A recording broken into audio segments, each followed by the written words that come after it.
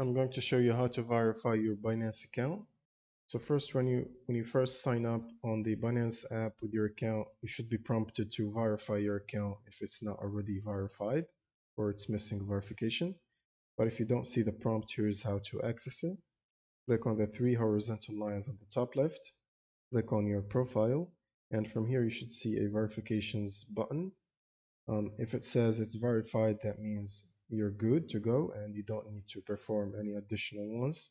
But if you're missing verification, just click on it and it should guide you through the process. And it usually asks you to upload a picture of the front and the back of an ID card or a driving license. Otherwise, you can use a passport. And in addition to that, you will need to also take a selfie of yourself. You most likely need the Binance app to do all of these because it makes it easier. And once you upload them, allow it to up to 24 hours to kind of complete the verification.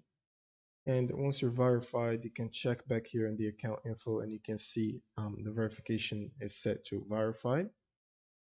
And that's pretty much it for this video. If you have any questions, leave them in the comments below and see you on the next one.